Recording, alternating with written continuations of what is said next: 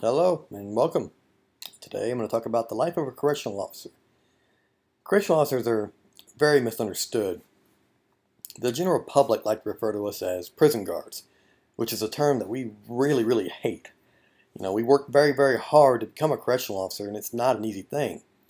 Um, People don't understand what it is we do. Our job is to operate a safe and secure prison. Um, we have to oversee, prison sentences of inmates, people who have been convicted of crimes they've done. Part of the thing we have to do is we have to go through training. It's not something, you just jump in and do. You got to go through 6 weeks of training, which includes, hand-to-hand combat training in case, something happens, searching techniques. You are trained with, proficiency with weapons because there are some positions that are armed, like mobile patrols are armed. Like I said, here's a picture of them searching, using dogs to search for contraband. Because contraband is a really big problem they have in prisons nowadays, between, drugs or weapons or even, cell phones. Just pretty much anything that they are not supposed to have is considered contraband. And here you go. No job is more dangerous than a correctional officer. That's right. Or more thankless because, to be honest with you, there are some people who won't do this job because it's so dangerous. You're surrounded by convicted felons all day long. Like as a cop, you go to work, you may run into a problem, but as a correctional officer, you are surrounded by convicted felons all day long. Your job is always dangerous. Every day you go to work, you got to wonder whether or not you're coming home. So that's a risk you take with being a correctional officer. I know cops won't even do this job because they can't take their gun with them. And here's another big factor. It's a very stressful job being a correctional officer. There are a lot of divorce rates, as being a correctional officer because, it's sometimes, you got to work 16-hour days, 7 days straight, Here's something funny I added to it, which is very common too. When the guys are locked up behind their cells, they like to talk a lot of smack, just to see if they can rouse you up, But if you pop that door, they're scared. But they, behind that closed door where it's locked, they think they're this big, this big thing, And so, yeah, you gotta learn not to let that get to you because, 9 times out of 10 they're trying to just see if they can get a rise out of you, But there are occasions that if you were to open that door, you could get hurt because there is the one always out there who's better than you are. And here's another good statistic right here.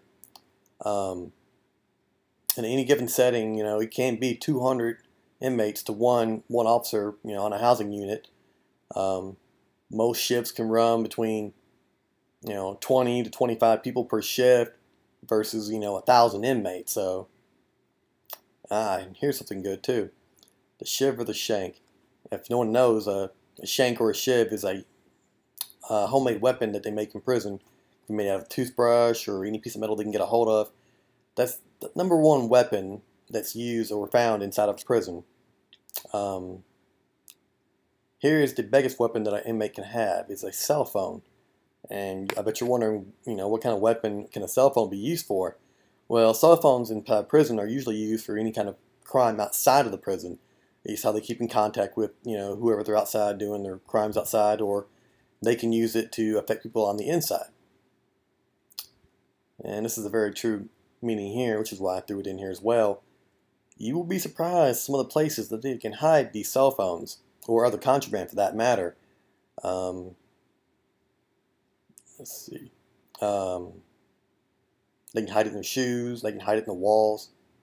Here's a very good one. I brought this picture in. This is where someone had took a cell phone and shoved it up their rear end. And we had take them down and get them x-rayed, and as you can see the phone is up inside there.